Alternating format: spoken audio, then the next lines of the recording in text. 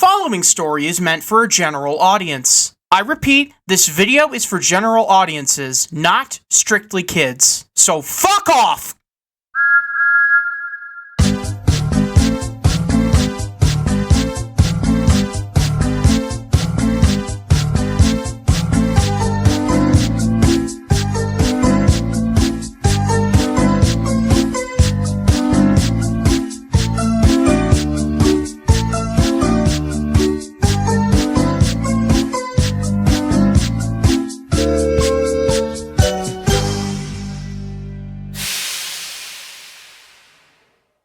Sir Topham Hatt's holiday at Brighton was going very well.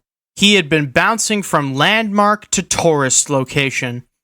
Mrs. Hatt and his kids were enjoying themselves. Out of all of the locations in Brighton he went to, there was one he wanted to visit in particular. Brighton Station. And Sir Topham soon got his chance. "I think setting up a tour around the station would be a wonderful idea," he said to his wife. "If the children approve," she said, "we will head straight over tomorrow." And that's exactly what they did. Before the tour could start, Sir Topham Hatt made up an excuse. "I want to grab us some snacks before we start. I'll be back in a moment, my dear." Soon enough, Sir Topham Hatt sneaked his way out of the platform and into the yard. He looked around, hoping to find something of interest. In the distance, he saw a diesel shunter arranging some trucks. On the other side of the yard, he saw a set of coaches waiting in the carriage sheds. But in one more scan of the yard, something caught his eye. There, standing in a lonely siding covered in weeds, was an engine. Its black paint slightly faded but covered in soot, and two prominent spots of rust could be seen on its side tank and atop of its smoke box. Sir Topham Hatt was able to read the numbers that were painted on its bunker. 32578.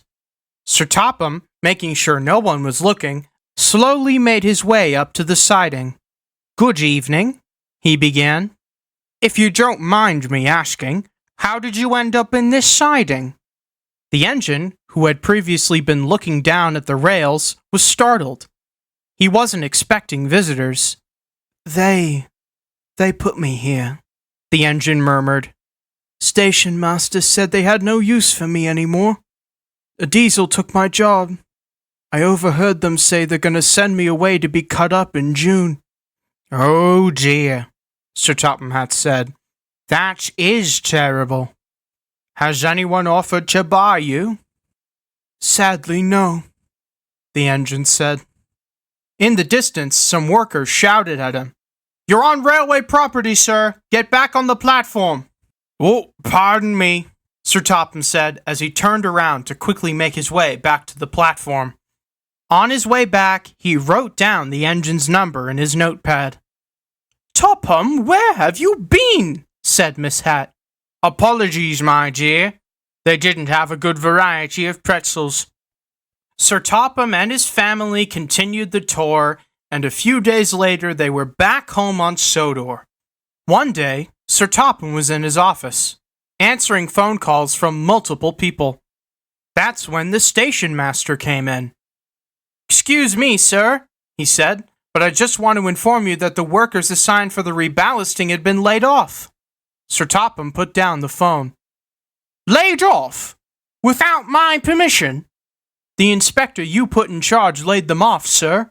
There was a landslide, and he thought it best to send them home temporarily." "Bother that inspector," Sir Topham said under his breath.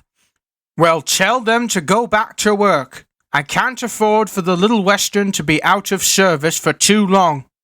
As the station master left his office, his eyes guided back to his notepad, and the number of the engine he saw back at Brighton.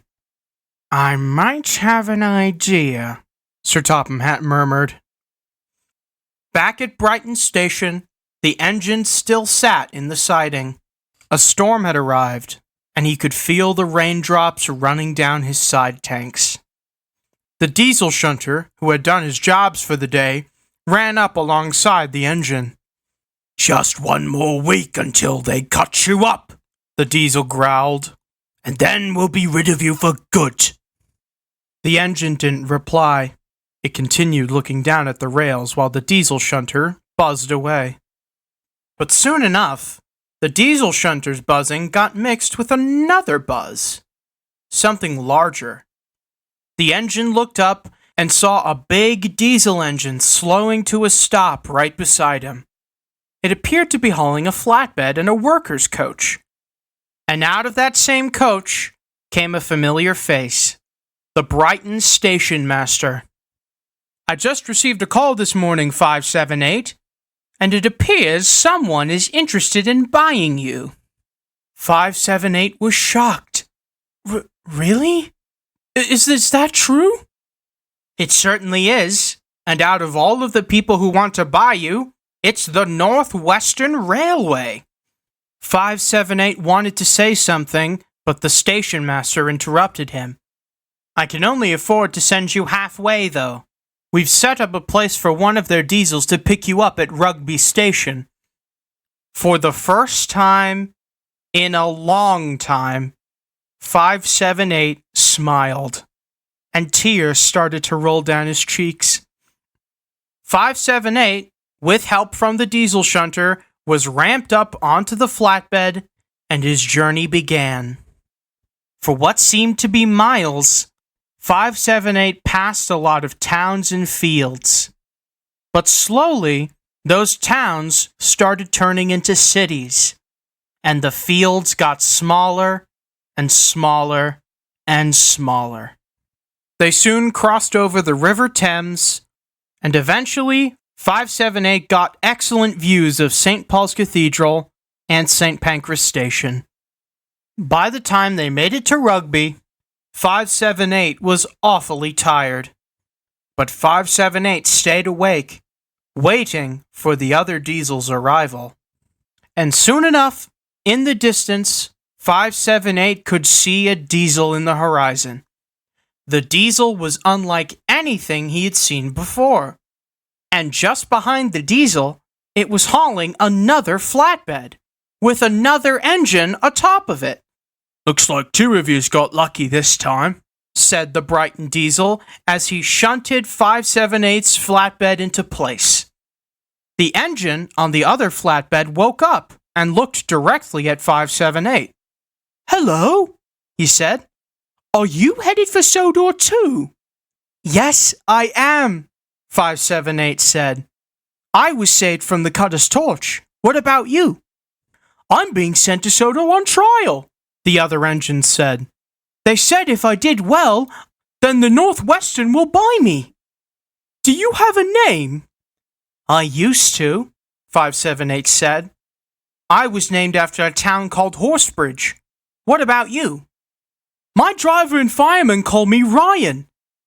I don't know for sure where they got it, but they said it came from a movie. Just as their trip to Sodor started, 578 couldn't stay awake anymore, and slowly drifted to sleep. Later, 578 was jolted awake. We're almost there, Ryan said. As 578 opened his eyes, he looked at his surroundings. The quaint yet industrial town of Barrow-in-Furness was all around him, and just up ahead, the bridge to Sodor was in sight. At a steady pace, they crawled over the bridge and finally settled onto Sudrian soil. Hooray! Ryan shouted. We're home free! Once they had arrived at Crovan's Gate, both Ryan and 578 were lifted off of their flatbeds and were shunted into the workshop. And there, standing on one of the platforms, was Sir Topham Hatt. Now, since Ryan has already chosen his name, 578, he asked, what name would you like to be called?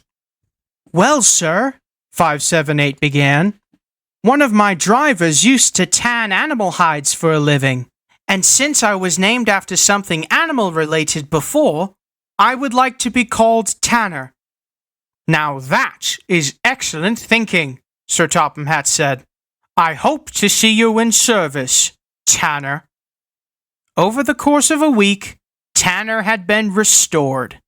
He had been painted in green and was ready to head to Tidmouth. But I shouldn't say more, or I shall spoil the next story.